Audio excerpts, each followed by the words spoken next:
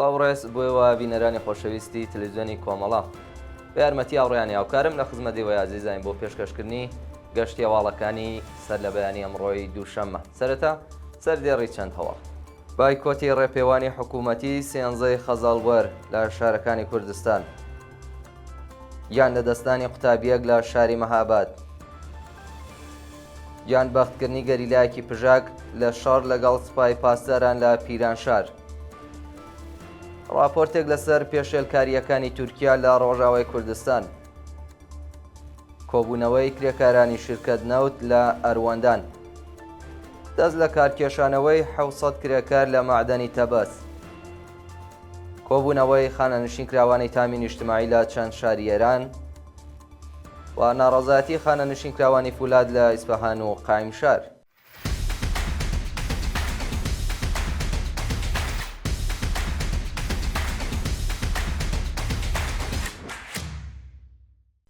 درێژەی هەواڵەکان. بایکۆتی ڕێپێوانی حکوومەتی سێنزەی خەزاڵوەر لە شارەکانی کوردستان. بەپێی هەواڵی گەیشتوو ڕۆژی یەکشەمە سێنزەی خەزاڵوەری 1403 هەتاوی خەڵکی ئازادیخوازی شارەکانی کوردستان ڕێپێوانی حکوومەتی سێنزەی خەزاڵوەر ڕۆژی قوتابیان بایکۆت کرد.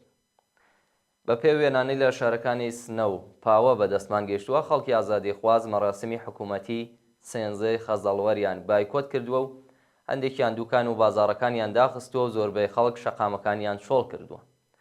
بەڕێوەبردننی ڕۆژی قوتابی لەلایەن کۆماری ئیسلامی لە حاڵێکدایە کە ڕەژیمی سەرکوتگەر هیچ بایەخێک بە قوتابیان ئێران نادات و بەپێی ئامارە حکوومەتیەکان 1 ملیۆن قوتابی بەهۆی هەژاری و نەبوونی ئیمکاناتی پەروەردە وازیان لە خوێندن هێناوە. گیان لەدەستانی قوتابیەک لە شاری مەهاباد ڕۆژی یەکشەممە سێنزەی خەزاڵوەر قوتابیەکی تەمەن 8 ساڵی کەس لە گوندی دەریاسی سەر بە شاری مەهاباد بەهۆی ڕووداوی هاتوچوو یانی لەدەستدا. بەوتەی هاوڵاتیان ئۆتۆمبیلێکی فیات کە وەکو سرویسی گواستنەوەی قوتابیان بەکارهێنراوە بەهۆی کەمتەرخەمی شۆفێرەکەی بەر قوتابیەکی کچی تەمەن 8 ساڵ کەوتووە و ئەو قوتابیە بەهۆی قورسی برینەکانی لە نەخۆشخانە گیانی لەدەستداوە. بەوتەی ئەو نیشتمانیان دابینکردنی ئیمکاناتی پەروەردە و سرویسی گواستنەوە بۆ قوتابیان بە تایبەت لە گوندەکان ئەرکی ئامۆزش و پەروەرشی حکوومەتە، بەڵام بەرپرسانی ڕژیم بایەخ بە گیان و تەندروستی قوتابیان نادا. گیان بەختکردنی گەریلایەکی پژاک لە شار لەگەڵ سوپای پاسداران لە پیرانشار. بەیانی ڕۆژی دووشەممە 7 خەزاڵوەری 1403 هەتاوی لە جادەی نێوان پیرانشار بۆ مەهاباد شەڕ و تێکەڵچوون لە نێوان گەریلاکانی پژاک و وێزەکانی سوپای پاسداران ڕوویداوە و لە ئەنجامی ئەو تێکەڵچوونەدا گەریلایەک بە ناوی مەولان ڕۆستەمی گیانی بەخت کردووە. بەپێی راپۆرتەکان مەولان ڕۆستەمی ناسراو بە شۆڕش قەڵات 45 ساڵە و خەڵکی گوندی سیسێری سەر بە شاری سەردەشت لە بۆسەی هێزەکانی سوپای پاسداراندا گیانی بەخت کردووە.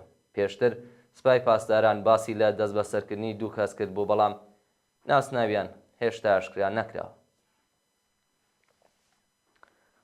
راپۆرتێک لەسەر پێشێلکاریەکانی تورکیا لە ڕۆژاوای کوردستان. ناوەندی تۆمارکردنی پێشێلکاریەکانی سەر بە نەتەوە یەکگرتوەکان ڕایگەیاند کە دەوڵەتی تورکیا و تێرۆریستانی سەر بە وڵاتە لە سەرەتای ساڵی 2024 زاینیدا 501 هاوڵاتیان لە کانتۆنی عەفرێنی داگیرکرا و ڕەفاندووە. لەو راپۆرتەدا هاتووە گروپە ئیسلامگەرەکانی سەر بە دەوڵەتی تورکیا بەردەوام لە پێشێلکاریەکانیان لە ڕۆژاوای کوردستان و بەتایبەت کانتۆنی عەفرین بەردەوامن. لە ماوەی چەند مانگی ڕابردوودا ڕێژەی ڕەفاندن، کوشتن، تیرۆر، دۆزینەوەی تەرمینە ناسراو لە هەرێمی عەفرین بە شێوەیەکی بەرچاو زیادی کردووە. گروپە تێرۆریستەکانی سەر بە تورکیا ڕۆژانە هەڵدەکوونە سەر ماڵی شارۆمەندانی کورد و باجیان لێوەردەگرن.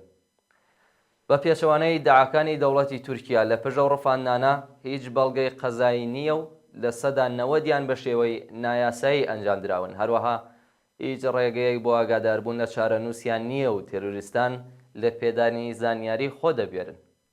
هەڕەشە لە کەسوکاری دەست بەسەرکراوان دەکەن و داوای پارە لە بنەماڵەکانیان دەکەن. کۆبوونەوەی کرێکارانی شرکەتی نەوت لە ئاروەندان. ڕۆژی یەکشەممە سێنزەی خەزاڵوەر کرێکارانی شرکەت نەوتی ئەروەندان لاز نەدانی داخوازیەکانیان ناڕەزایەتیان دەربڕی. کرێکارانی ناڕازی خوازیاری پێدانی مەزایە دواخراوەکان، پێدانی مەرەخەسی مانگانە و ساڵانە، زیادکردنی حەقدەست بە پێ ڕێژەی هەڵاوسان، تەزمینی ئەمنیەتی پیشەیی، دابینکردنی بیمەی دەرمانی، وەلانانی پەیمانکار و دابینکردنی ئیمکاناتی ڕەفاهی بوون. دەست لە کارکێشانەوەی 700 کرێکار لە معدەنی تەبەس. پاش ڕووداوە دڵتەزێنەکەی معدەنی تەبەس کە بووە هۆی گیانبەختکردنی 53 کرێکار لە 2000 کرێکاری ئەو کانگایە 700 کرێکار بەهۆی بایەخنەدانی بەرپرسانی حکوومەت بە تەندروستی کرێکاران و دابین نەکردنی ئیمکاناتی ڕەفاهی و خۆپاراستن دەستیان لە کار کێشاوەتەوە. بە پێی زانیاریەکان پاش ڕووداوەکەی معدەنی تەبەس دۆخی ئەو کانگایە هێشتا کارە سادبارە و بەرپرسانی معدەن کرێکارانیان وێڕای خراپی دۆخی تەندروستی و نەبوونی ئیمکاناتی ڕەفاهی ناچار بە گەڕانەوە بۆ سەرکار کردووە. بەڕێوەبەرایەتی معدەن هەروەها حەقدەست و بیمەی و کرێکارانە کە لە ئاست نەبوونی ئەمنیەتی پیشەیی ناڕەزایەتیان دەربڕی بوو قەتع کردووە و هەر جۆرە مەرەخەسیەکی قەدەغە و کرێکارانی ناچار بە کارکردن لە خراپترین دۆخدا کردووە. کۆبوونەوەی خانە نشینکراوانی تامینی اجتماعی لە چەند شاری ئێران. ڕۆژی یەکشەممە خانە نشینکراوانی تامینی اجتماعی لە شارەکانی تاران، ئاهواز، شوش بۆ جارێکی دیکە دژ بە دۆخی خراپی پیشەیی کۆبوونەوە. خانە نشینکراوانی تامینی اجتماعی درۆشمەکانی شەڕەنگێزی تەواوە سفرەکانمان خاڵیە، معلمی زیندانی ئەبێ ئازاد بکرێت، لە ژێر قورسی تەوەڕۆم شکاوە ئێسک و پشتمان و کرێکاری زیندانی ئەبێ ئازاد بکرێتیان بەرز کردەوە و خوازیاری زیادکردنی حەقدەست، دابینکردنی بیمەی تەکمیلی و هاوسانسازی حەقدەست بوون. ناڕەزایەتی خانە نشینکراوانی فولاد لە ئیسفەهان و قایمشار. خانە نشینکراوانی فولاد ڕۆژی یەکشەممە 13 خەزەڵوەر بە پێی ڕەواڵی هەر حەوتە لە بەردەم سندوقی خانە نشینیدا کۆبوونەوە. خانە نشینکراوانی فولاد بە وتنەوەی دروشم خوازیاری پێدانی مەزایە دواخراوەکان، زیادکردنی حەقدەست بە پێی ڕێژەی هەڵاوسان، دابینکردنی بیمەی دەرمانی کارامە، گەڕانەوەی سربەخۆی بۆ سندوقی خانە نشینی کرێکارانی سەنعەتی فولاد و هەروەها هەڵوەشاندنەوەی بڕیاری دەوڵەت بۆ تێکەڵکردنی سندوقەکانی خانە نشینی بوون. کۆبوونەوەی پەرستەران لە چەند شاری ئێران.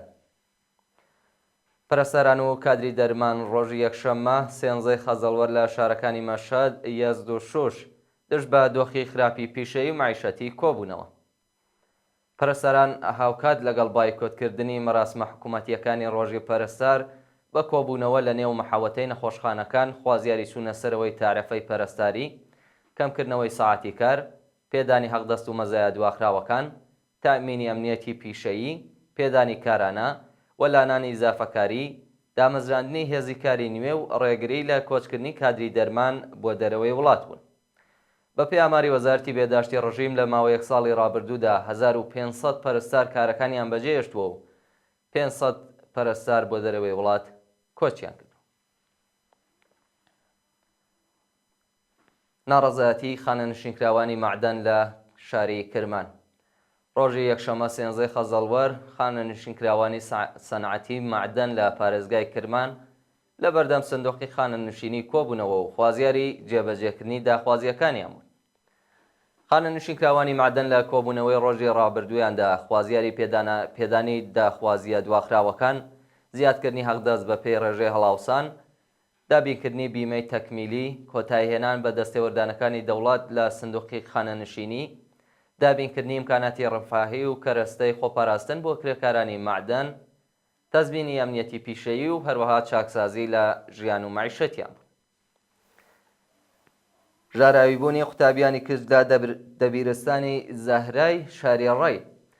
ڕۆژی یەکشەممە 20 قوتابی کرد لە دەبیرستانی زەهرا لە شاری ڕێی ژاراوی و ڕەوانەی نەخۆشخانە کران. بە وتەی سەرشاوەکانی هەواڵ، ئەو 20 قوتابیە بەهۆی تەقینەوەی باڵۆنی هێلیۆم لە نێو قوتابخانە ژاراوی و تووشی هەناسە تەنگی بوون. تا کاتی داڕشتنی ئەم هەواڵە هیچ بەرپرسێکی ڕژیم لە ئاست ئەو ڕووداوە وەڵام دەرەوە نەبووە و بنەماڵی قوتابیان نیگەرانی دۆخی تەندروستی ڕۆڵەکانیان. گیان لە دەستانی هەفتە نەخۆشی دیالزی بەهۆی لێدانی سرۆمی ناپاک. لە ڕۆژی 30 جوێزەردانی ئەم ساڵەوە تا بە ئەمڕۆ بەلانی کەم 7 نەخۆشی دیالیزی لە چەند نەخۆشخانە لە شارەکانی مەشهەد، ئیسفەهان، شیراز و چەند شاری دیکەی ئێران بە بۆنەی بەکارهێنانی سرۆمی ناپاک گیانیان لەدەستداوە. بە پێی ئامارەکان زیاتر لە 800,000 نەخۆشی دیالیزی لە ئێران بوونیان هەیە کە بە بۆنەی لە کارکەوتنی گورچیلەکانیان پێویستیان بە دەرمانی خێرایە، بەڵام نەبوونی دەرمانی پێویست و ئیمکاناتی پزیشکی و بێهداشتی گیانیانی خستۆتە مەترسیەوە. سەرەتا 10 بۆ 12 نەخۆش بەهۆی بەکارهێنانی سرۆمی ناپاک لە نەخۆشخانەکانی ئیسفەهان و مەشهەد گیانیان لەدەستدا، بەڵام پاژماوەیەک ئاشکرا بوو کە ئامارەکە زیاتر لە 70 کەسە. سێرۆمە غێرە بێهداشتی و ناپاکەکان بەرهەمی کۆمپانیای سامنە کە سەر بە ئاستانی قودسی ڕەزەویە و بەرپرسانی شرکەت پاشبڵاوبوونەوەی هەواڵەکە وەڵامی پرسیارەکانیان نەداوەتەوە. و دوایین هەواڵمان سەبارەتە بە دیاریکردنی کاتی دادگایکردنی شەریفە محەممەدی لە ڕاشت. بە پێی راپۆرتی ڕێکخراوەکانی مافی مرۆڤ، جەلەسەی دادگایکردنی شەریفە محەممەدی چالاکی کرێکاری خەڵکی ڕاشت لە ڕێکەوتی 24 خەزەڵوەری 1403 هەتاوی لە لقی 2 دادگای ئینقلابیە و شارە بەڕێو دەچێت. شەریفە محەممەدی پێشتر لەلایەن دەستگای قەزای ڕەژیمەوە بە ئێدام مەحکوم کرابوو، بەڵام پاش کاردانەوەی توندی کۆمەڵگا و ڕێکخراوەکانی مافی مرۆڤ سزاکەی لە دیوانی باڵای وڵات هەڵوەشایەوە. ئەو چالاکە کرێکاریە لە 14 سەرماوەزی ساڵی 1402 هەتاویەوە تا بە ئەمڕۆ بە شێوەی نایاسایی زیندانی کراوە و بە مەبەستی دانپێدانانی زۆرە ملێ لە زیندانەکانی سنە و ڕەشت، ئەشکەنجە و ئازاردرا. بەڵێ بینەرانی خۆشەویست، گەشتێواڵەکانتان پێشکەش کرا. کات و ساتێکی خۆش بۆ هەموو لایەک.